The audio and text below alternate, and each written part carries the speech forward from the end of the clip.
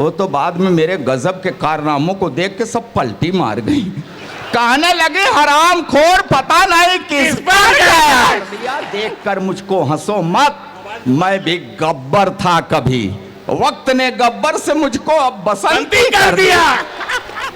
आता हूँ रंग पर आने दीजिए, वार्म अप तो होने दीजिए।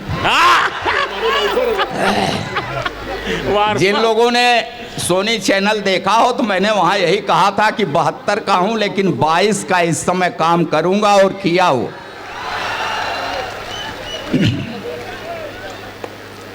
और शशिकांत जी, ये बाल वाल मत देखिए, वक्त है जिसने तुम्हें यूं रूपवंती कर दिया।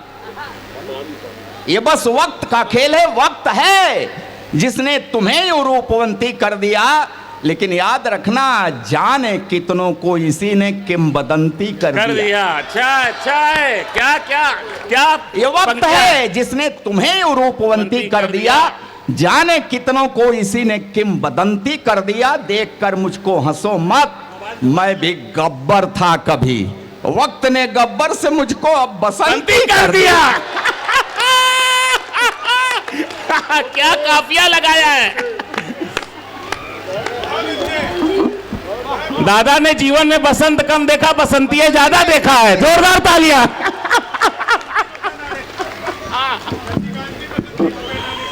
मैं आप लोगों से जो कहूंगा सच सच कहूंगा, इतने बड़े मंच से, पवित्र मंच से झूठ नहीं बोलूंगा। मैं छोटा सा था तो बड़ा होनहार था। हाँ सही कह रहा हूं। अब का चेहरा मत देखिए, मैं बड़ा भोला भाला था। हाँ ये घर गृहस्थी ने भैरव बाबा बना दिया। हाँ भैया पढ़े। तो मैं जब छोटा था तो बड़ा होनहार था।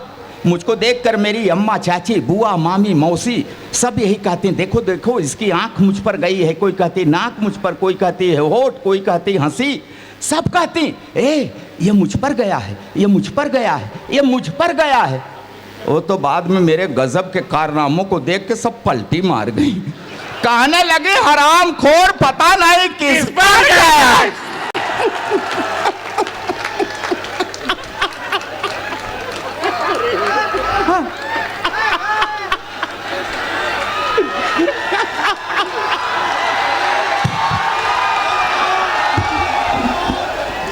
चलिए कोई बात नहीं, बहुत बड़ा मोहल्ला था।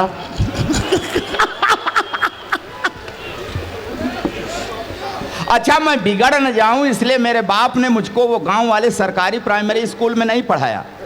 हाँ मेरा एडमिशन एक अच्छे प्राइवेट स्कूल में कराया।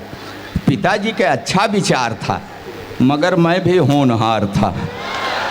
उस अच्छे स्कूल की अच्छी पढ़ाई भी मेरा कुछ नहीं बिगाड़ पाई। मैं वहाँ भी अति प्रसन्न 5वीं तक पहुँचते पहुँचते सर्वगुण संपन्न। सर्वगुण संपन्न, क्या अंदाज है। पढ़ाई लिखाई छोड़कर हर विषय का विशेषज्ञ। हाँ। फिर मेरे बाप ने घर पर 50 रुपए महीने का ट्यूटर लगा दिया। वो ट्यूटर मुझको 5 रुपए पढ़ाता था, 45 की ठुकाई करता था।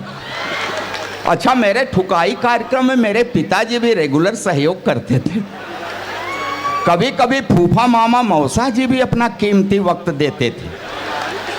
मैं शाम को पढ़ता जरूर, फिर पीटता जरूर, फिर रोता जरूर। जिस रोज नहीं सुनते मेरा रोना, मोहल्ले वाले आके पूछते आज बबुआ की तबीयत खराब है का। अच्छा जिस बार मैं पास हो जाता था तो पिताजी बाजार की किसी दुकान से मुझको जूते दिलवाते थे। हाँ जिस बार फेल हो जाता था खुद देते थे। इसी तरह बाल लीलाएं दिखाते हुए मैं इंटरमीडिएट में पहुंच गया तो मेरे बाप ने नई मोटरसाइकिल दिलवा दी कि मैं ठीक समय पर विद्यालय पहुंच जाऊं। मैं ठीक समय पर पता नहीं कहां कहां पहुंच गया। फिर एक दिन ठीक समय पर पुलिस पहुंच गई। फिर मैं ठीक जगह पर पहुंच गया। फिलहाल 6 महीने के बाद तिहाड़ की तीर्थ यात्रा करके वापस लौटा तो मेरे बाप ने कहा कि देख तेरे अंदर सभी लक्षण पैदा हो गए हैं, अब ऐसा कर तू कवि बन जा। तो आप लोगों ने तो पढ़ा है ना कि वियोगी होगा पहला कवि, आह से उपजा होगा गान। आह से गान, आह से कविता निकलती है। आह कब निकलती है?